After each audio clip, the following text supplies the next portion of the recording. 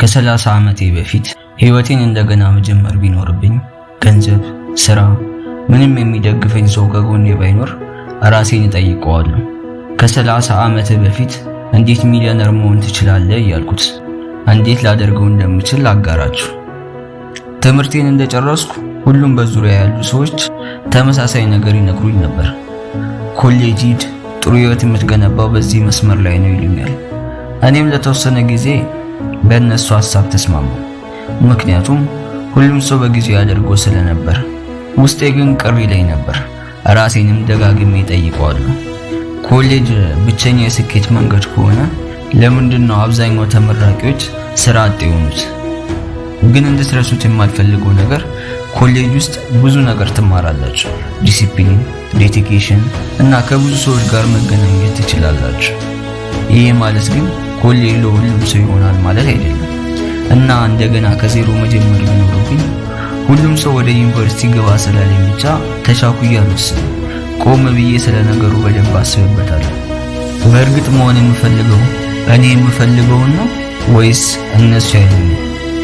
ዶክተር፣ መሐንዲስ መሆን ብፈልግ አዎ ይሄድ ነበር።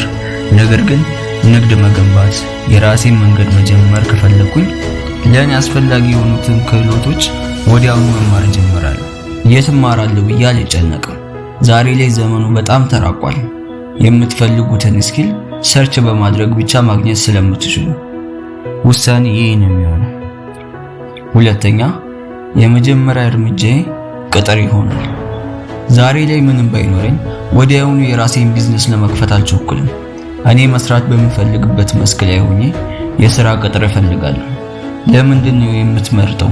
ይሄን ለምንድን ነው የምታደርገው ካላችሁኝ፣ ከሰዎች ጋር እንዴት እንደሚሰራ፣ ከሰዎች ጋር እንዴት ኮሚኒኬት ማድረግ እንደምችል፣ በስራ መሃል የሚፈጠሩ ውጥረቶችን እንዴት ሃንድል ማድረግ እንዳለብኝ፣ በንግድ ስራ ውስጥ ገንዘብ እንዴት እንደሚንቀሳቀስ እማራለሁ።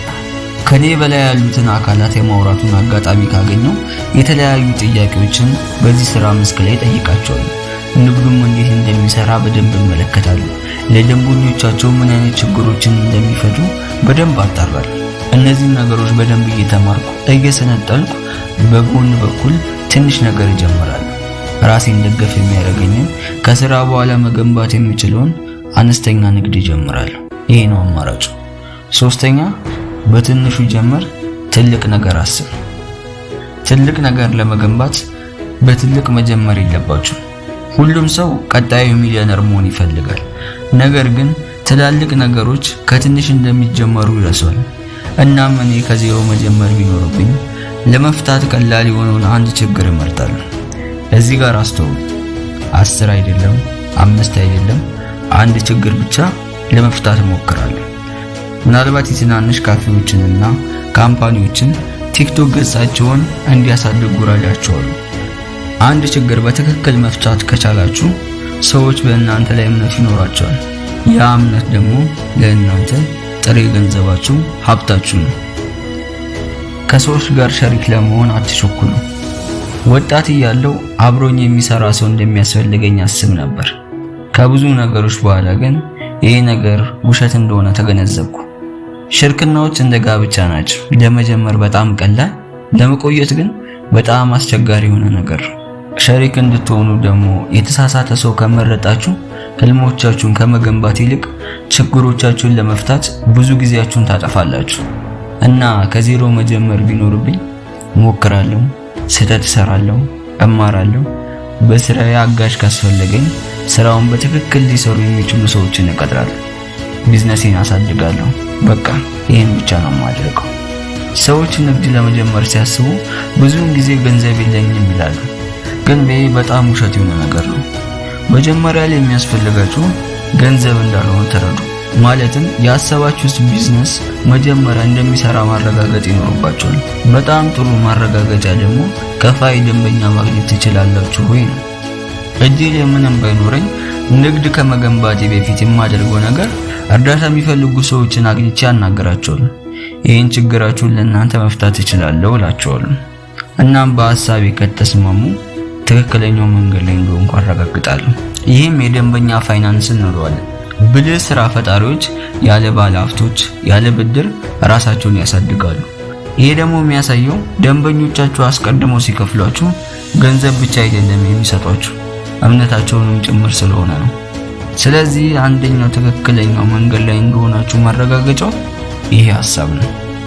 አምስተኛ ዘ ፓወር ኦፍ ሜንቶርሺፕ። ለዓመታት ሁሉንም ነገር ብቻዬን ለመስራት ሞክሬያለሁ። እርዳታንም መጠየቅ ደካማ ያደርገኛል ብዬ አስብ ነበር፣ ግን ያ ሐሳቤ ስህተት ነበር። አማካሪ ማግኘት አቋራጭ መንገድ ማግኘት ማለት አይደለም።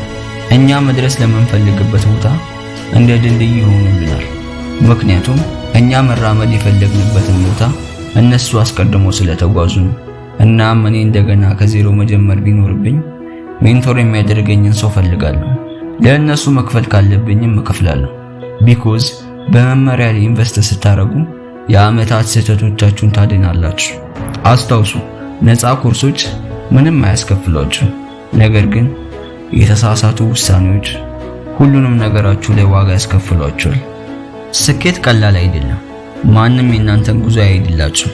መተኛት የማትችሉባቸው ቀናቶች ይኖራሉ። ራሳችሁን የምትጠይቁባቸው ቀናቶች ይኖራሉ። ሰዎች በህልማችሁ የሚስቅባችሁ ጊዜያቶች ይኖራሉ። እብድናችሁም ይሏችኋል። እስካሁን የሌለ ነገር እየገነባችሁ እንደሆነ ያወሩባችኋል። ለምን እንደሆነ ታውቃላችሁ? እናንተ ያያችሁትን፣ እናንተ የተገነዘባችሁትን፣ እናንተ ያስተዋላችሁትን እነሱ ስላላዩት ነው። እናም አንድ ቀን ተሳክቶላችሁ ሲያዩአችሁ እሱ እኮ እድለኛ ነው፣ እሷ እኮ እድለኛ ነች ይሏችኋል። ሰዓቱን፣ ህመሙን፣ ትዕግስቱን ፍጹም አያውቁትም። ወደ ኋላ ተመልሼ የ18 ዓመት ልጅነቴን ብናገረው ይህንን ሐሳብ አጋራው ነበር። በትንሹ ለመጀመር አትፍራ፣ አትቸኩል፣ ራስህን ከሌሎች ጋር አታወዳደር። የአንተ ጊዜ እስኪመጣ ድረስ መንቀሳቀስን እንዳታቆም። ስኪሎችን ተማር፣ ሰዎችን ተዋወቅ፣ ስህተቶችን ስራ። ትወድቃለህ፣ ግን እያንዳንዱ ውድቀት በዋጋ የማይተመን ነገር ያስተምርሃል። እናም እነዚህ ትምህርቶች አንድ ቀን ስኬትን ይገነባሉ። ገንዘብ ማሳደድን አቁም፣ እድገትን ማሳደድ ጀምር። ምክንያቱም ስታድግ ሁሉም ይፈልጋል። ገንዘብ አንተን ብሎ ይመጣል። ስለነበረን ጊዜ አመሰግናለሁ። በሌላ የላይፍ ሌሰን እስከምንገናኝ ድረስ ቸር ቆዩልኝ።